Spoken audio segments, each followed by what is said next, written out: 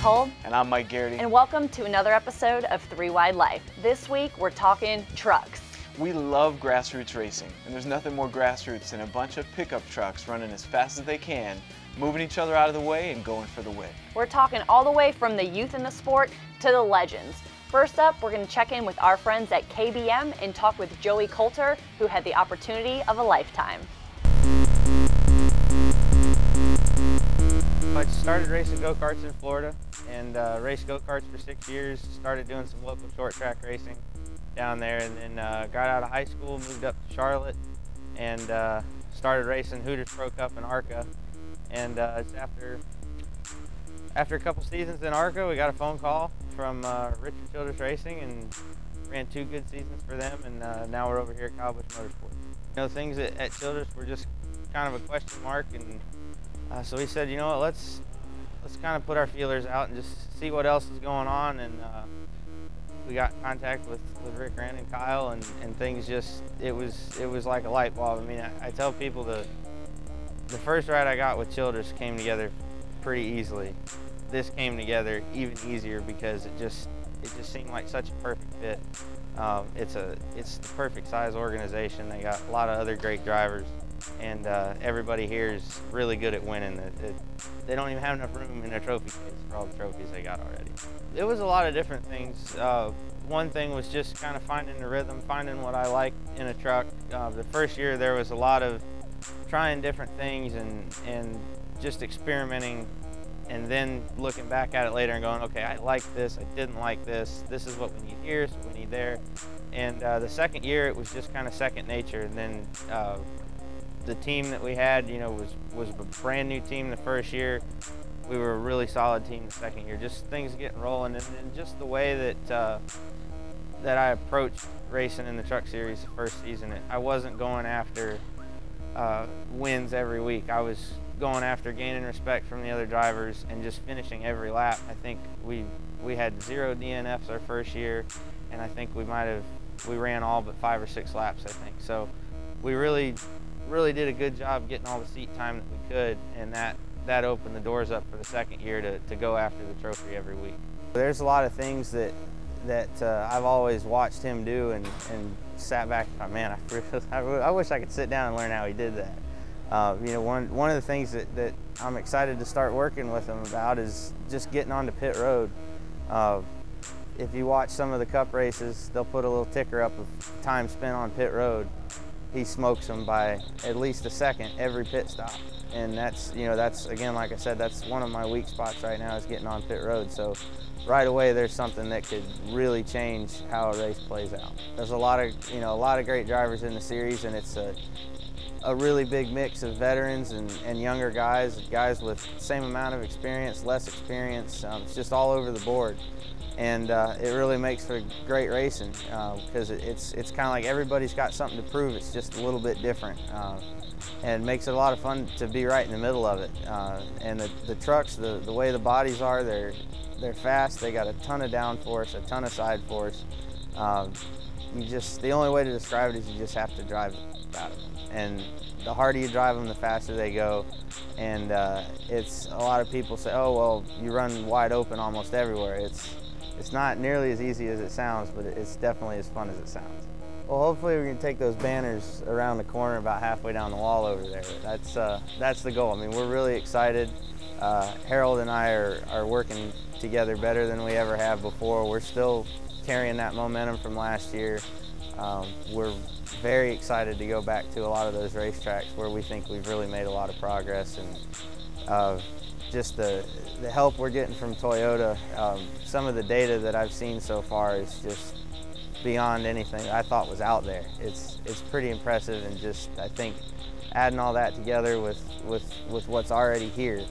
Dave Blaney has been around this sport a long time, competing at every level, including the Cup Series. Well, now his son Ryan Blaney is blazing his own path, driving for Cup Series champion Brad Keselowski in the Truck Series.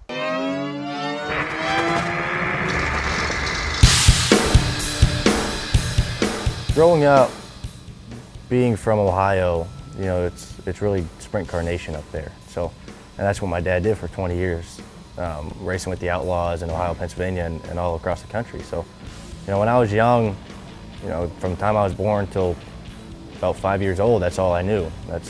Was dirt racing and going to all different dirt tracks across the country, you know, 4 nights a week, just traveling all the time. And that's really all my family's ever known. My grandfather did it before my dad, and my uncle still does it. He races with the Outlaws. So it's really never been a question of what I was going to do. I really always knew that this is what I was going to do for the rest of my life. By the time I started racing, we were already living in North Carolina. And there's really not many dirt tracks around here. You know, the Outlaws will come to Charlotte once or twice a year. So if you want to run wing sprint cars competitively, you got to go to Ohio, Pennsylvania, or that northern region. So, and you know, this is asphalt country down here. So it's really what I started off doing. And yeah, there's been some talks of you want to do dirt or not. And you know, like I said, I've done it a couple times, but just it was already when I was too serious into the asphalt stuff. Well, it kind of dawned on me when we started running super late models. I was 14 or 15 at the time, and that's really the first step in running big full body stock cars. So, you know, after our first season, you know, we did okay, and that's really when I realized that, you know, I might have a shot at this. A realistic shot. So, and then when we moved to the K&N cars, we ran so well in those that it really kind of stepped that level up. And it's like, yeah, we can do good in heavy cars too. So that's really, you know, from that year period right there is really when I knew that I have a realistic shot and doing well. Well, my dad has definitely played the biggest influence on me.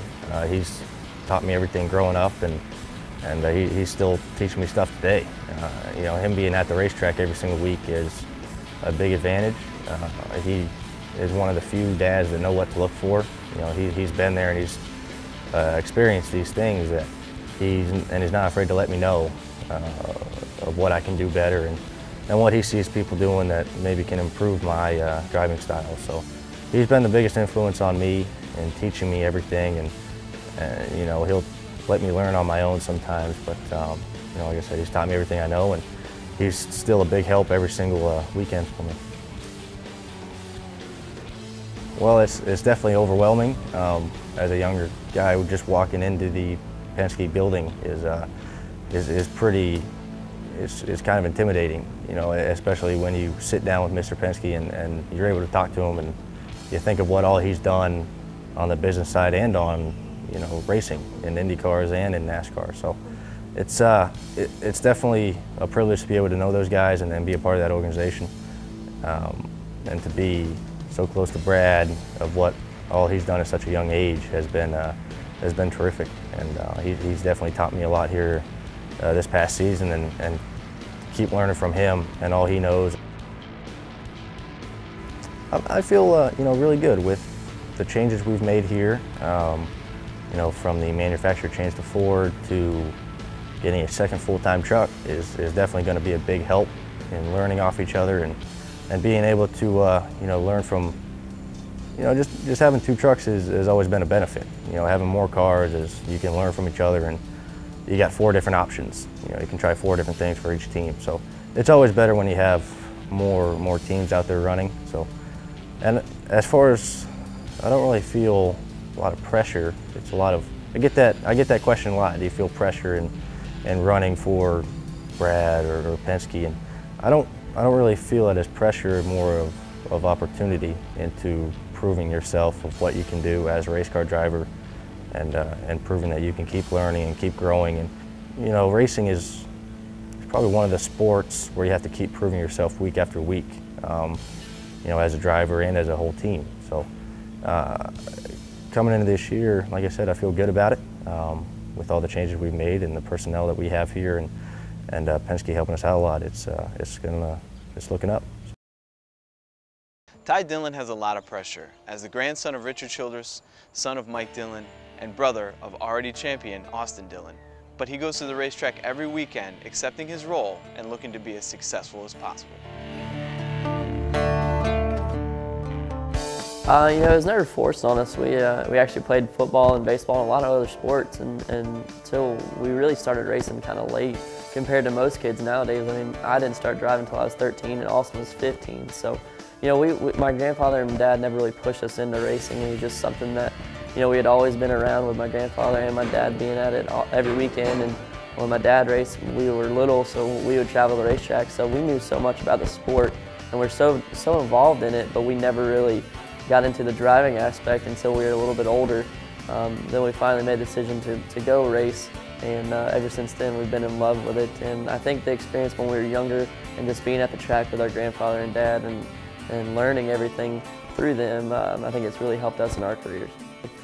Called my grandfather and set up a test to go try out driving, and ever since that sitting in the seat the first time and being out on a racetrack, it was from that moment on we've just been in love, and we've been really hitting it hard every year with, you know, 60 to 70 races, just trying to get all that learning back that we missed when we were younger. It was awesome. You know, our first couple races in the ARC season, before we even ran our full season, we won 2 out of 3 races and finished second in the other one. So that was a huge confidence builder and really got our team going. And our team kind of stayed the same from that point on. And we really built a core group of people who believed in each other. And that's big for me, is having a bunch of guys who want to work for one common goal and believe in each other, and we work like brothers. And I think that's the same thing I got with my truck team. So I'm looking for good things. And, you know, with our ARC season, we just kept getting better and better as we learned. Even being our rookie year, we still had to learn a lot, even though we were winning a lot of races. And we just had so much fun and went out and won a bunch of races and won the championship in our first year. And I think it's really made me a better driver and made my team better as well. Every time you win in a series, you're like, okay, well, I can race in this series. If everything goes wrong, I can keep racing in this series. And then winning in the truck series, it was huge also. To finally win in a top level of NASCAR racing at Atlanta Motor Speedway is one of my favorite racetracks that I raced Bandoleros and Legends cars at when I was younger. To get that first win kind of took a load off my shoulders and maybe felt like I belonged in NASCAR.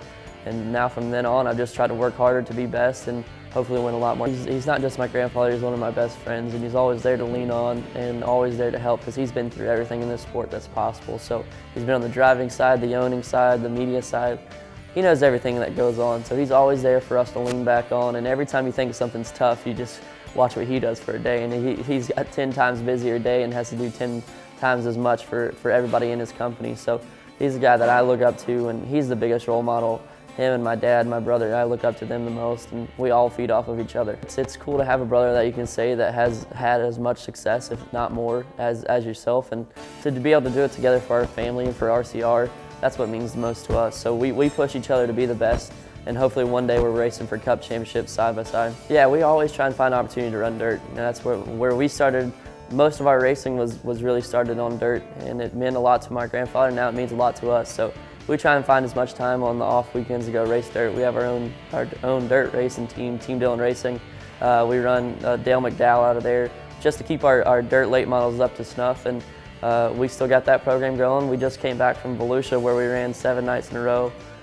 We won one of those nights, and we try to run, you know, anywhere from 20 to 30 dirt races. And the hard thing with our schedules getting busy on the asphalt is we lose some of our dirt races, but we're still trying to keep those as busy as possible. Dirt racing, you don't have much time to do anything. You know, you got 2 laps for qualifying.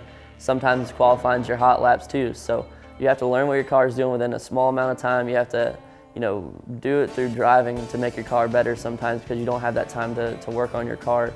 So you learn how to change your driving style in a hurry and learn what your car is doing in a hurry. So when you get that next opportunity, you have to be the best, because you either have an 8-lap heat race, then you have a 20-lap feature. So you got to get things done quickly in a quick amount of time. So when you go to asphalt racing and you have 1 or 2 hours to get your car right, you're really working at a higher pace, and things really slow down for you, and it makes it a whole lot easier. Winning my first race was probably the best memory, but when I was a kid, being at the racetrack was, you know, at the time I didn't know the magnitude of it, but we were at Daytona and we were playing in the playground with all the kids, the other drivers' kids, and our grandma ran over and Dad said, "We won the race, we won the race." So we were like, hey, that's awesome. So we ran to victory lane, and it ended up being the Daytona 500 that Dale Earnhardt won. So now looking back at that day and being in victory lane and just the slight memories that I do have of it is really huge. And just if I could have been there now and to be able to live it up and be able to remember it like I did back then, it would be really huge to be able to go back and do. But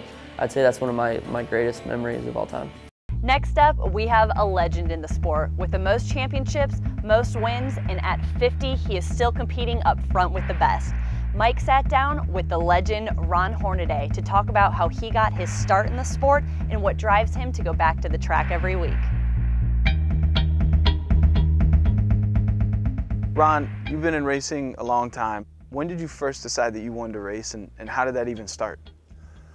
I don't know how it came about of racing stock cars, other than I've always enjoyed motocross. This guy up on the corner always had a little Rickman. It was a nickel-plated frame, black, and it had sides, and it just really looked cool. And my dad bought that for me for Christmas. I've been trying to hit him up for a long time, and we finally got that thing and raced quite a bit, and got out of that, got into go-karts, and from go-karts it just helped my dad work on the car. My dad finally brought a car home, and I remember when I was a kid, I was working on my dad's race car with him, and just started from there. It just did that.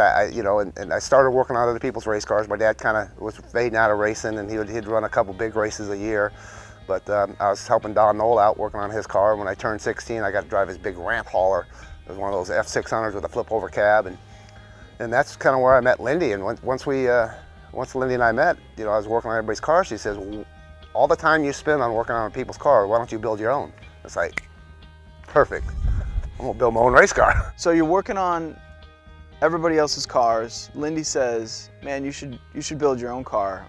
Had you ever thought about that you wanted to drive these things? I mean, you were great at motocross, but did you ever think about full-bodied stock cars? No, I mean, I was always pretty good in go-karts. I mean, I've won 2 championships in them and stuff like that. And you never think about it, but I called my dad up and said, hey, my wife said I can go racing. And he goes, what do you mean? I can build my own car. So he called a buddy of his. It's called Rudy Prince Automotive, and I got a 64 4-door Mercury, and I drove that thing home, and I was ripping the headliner out and throwing it out the window and all that stuff. And we got home, and she goes, what's that? I said, that's your new car. That's your new race car. Years later, you've won more races than anyone in the Truck Series, more championships than anyone in the Truck Series. You won 5 races in a row, which tied Darrell Waltrip's record. What's your biggest accomplishment? Living the dream, I guess. I don't know. I mean, I chased my dream, and we're sitting here talking about it.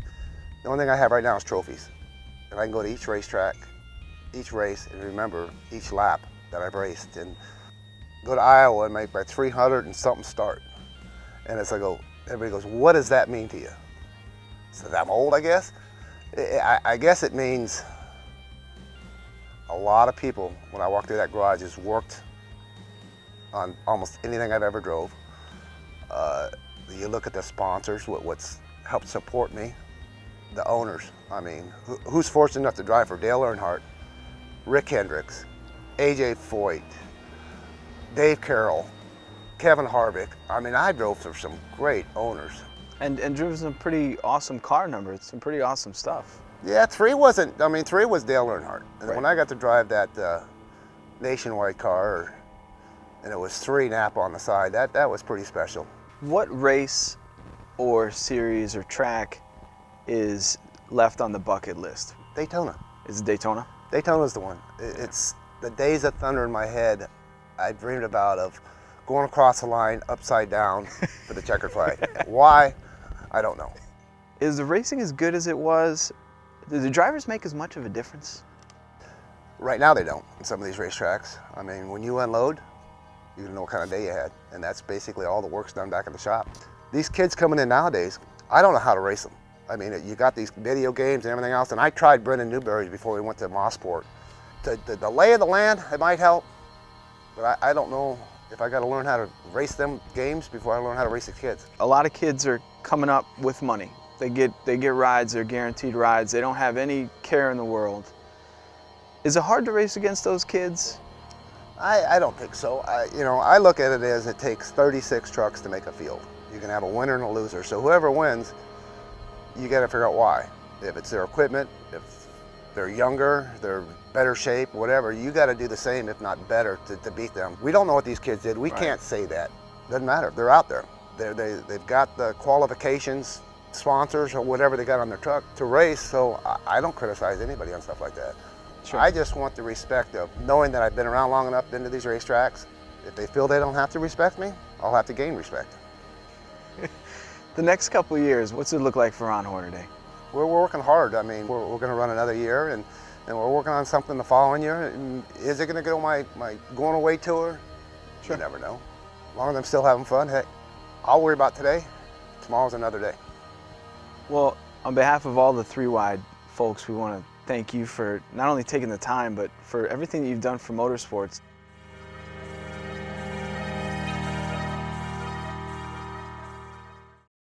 Well, that's going to do it for another episode of 3-Wide Life, and as always, thanks so much for watching. We love the truck series, so if you get the chance, check out the Camping World trucks when they're on TV or in person, and definitely root on the drivers we profiled today. Also, be sure to follow us on Facebook and Twitter, where we are constantly providing you with awesome updates. Until next time, keep living the 3-Wide Life.